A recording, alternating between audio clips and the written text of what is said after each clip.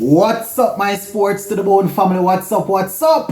Welcome back to another video. It's a beautiful Saturday evening. Just here vibing, my viewers and subscribers, still celebrating, still happy about that CPL win last night. The Jamaica Tallawahs taking the CPL finals against the Barbados Royals. So we're going to talk a little bit about that. Sir currently Ambrose did an interview letting the people know that he hasn't sprinted in a while, and when the Jamaica Tallawahs got across the line, he found himself sprinting out onto the field. So we're going to talk about that, plus we're going to take a look at the second T20 game that was played between the West Indies women and New Zealand. You understand, the West Indies women went down, so the series is now locked at 1 apiece. Going to take a look at that, plus we're going to talk a little bit of football coming up in the back end of the video. So make sure you watch the video until the end, and if you have not yet subscribed, I am going to ask you to go right ahead and subscribe to the channel. All right, my peeps? So yeah, man, fresh off their CPL victory, the coach Curtly Ambrose, or one of the coach Curtly Ambrose, he spoke to the media and he was elated. He was extremely happy that the guys were able to get across the line. Man was talking and was basically saying that it's been a while since he has sprinted like that. But when the team got across the line, he found himself sprinting. Shivnara and Shandopal also spoke, also did an interview saying that it was good that they were able to get this team together, get this unit together, and with people not giving the teams much chances. It was really good to see the team getting across the line and things like that. So let me just give you some exact quotation from Sir Curtly Ambrose. This is what he had to say, and I quote, "This means a lot as a group. We came into the tournament as underdogs. Not many gave us a chance to come out of the first round, let alone win it." End quote. And as you guys know that follow the channel, I will proudly say I was one of them that was saying, boy, I wasn't too happy with how the squad was looking. I didn't really give them much of a chance of winning. I am not too big to admit that. I definitely said that up top, but I am happy that they eventually ended up winning the tournament. Sir Curtly Ambrose basically going on the front foot and letting people know that you had us as underdogs coming in. You gave us no chance at all of even leaving the first round, much less going on to win it.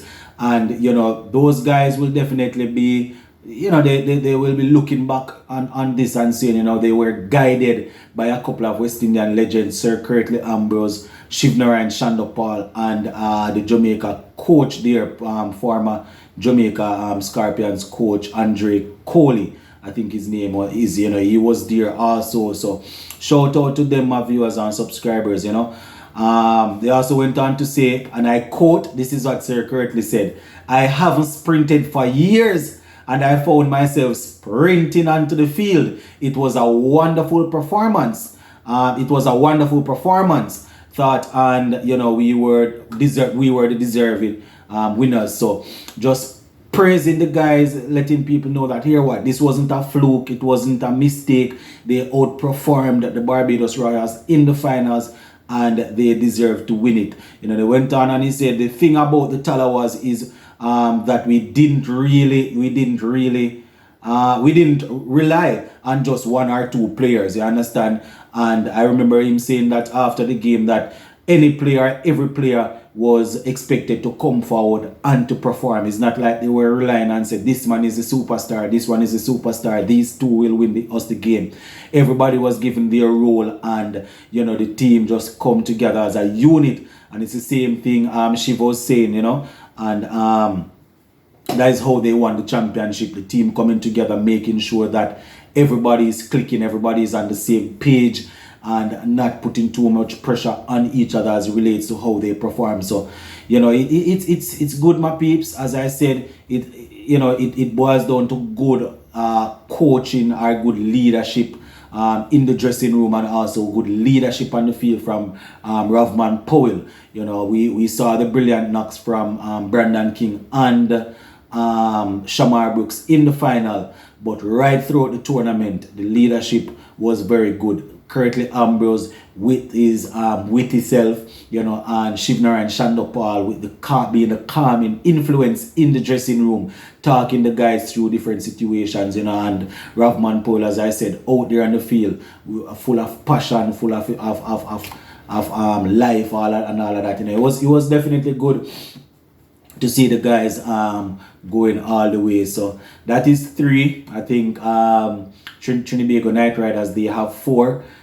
So Jamaica Tallawahs second as it relates to the amount of CPL title. Trinidad 4, Jamaica 3, and I think Barbados Royals, I think they have 2 and so So it was definitely a good tournament. A couple of guys that I expected to really come out and stand up, they really disappoint the thing, my viewers and subscribers. And I don't know, my peeps. Don't want to put too much pressure on anybody. People go out here and obviously they don't go to fail, but there are a couple of guys that one would have definitely wanted them to really step up and give off themselves, give a little better of themselves. So yeah, that is it, my peeps, as it relates to what Sir Curtly Ambrose had to say about the CPL. So just before we close, we're going to take a look at that T20 game, second T20 game that was played between the West Indies women and the New Zealand women earlier today. The West Indies women lost the game by 6 wickets, but it was a low scoring game. Wendy's batted first, made 107 for 5, and the New Zealand team went to 108 for 4. And they used all of 19.5 overs. Only one delivery was left after after they got across the line. So batting for the West Indies women, we had Hayley Matthews, the captain, opened up. She didn't get much. She had 8. The top scorer for the ladies was actually Kaishana Knight, getting 42, while Henry got 24. So those were the 2 main contributors for the West Indies women. And for the New Zealand team, where the bowling is concerned, Hayley, she had 3 for 24 from her 4 overs, and she led the way. Now, in going in search of that score, that target, it's not like New Zealand, they ran through it or anything like that, my peeps. As I said, it went right down to the last over. Only one delivery was actually remaining when they got across the line. But they say a win is a win. An ugly win is better than a pretty loss. You understand? That's a terminology they like to use in football. So 108 for 4 is where they finished off. And top scorer for them was Susie Bates, once again getting some runs, getting 54 and taking the wickets for the West Indies women. We had the wickets were actually shared. Ramarak had 1 wicket, Salman had 1, and Cherry and Fraser had 1. So those were the main contributors for the West Indies women. And the series is now level 1 apiece, my viewers and subscribers. A couple more games to go. So the West Indies women are definitely going to be looking to step back in the lead and see where they can go from there. So that is how it looked, or that is how it went, my peeps.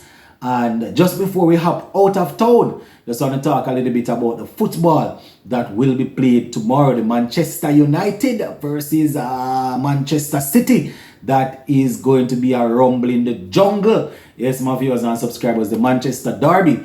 And, coming off the international break, not too sure how the teams are going to perform, but Manchester United obviously under new coach and a couple of new players coming in. Manchester City steady and always very dangerous with the likes of Gundogan, Kevin De Bruyne, Erling Haaland scoring for fun, and those guys, Cancelo, the Mahrez, all of these guys. So the Manchester United team, my team actually will need to step it up.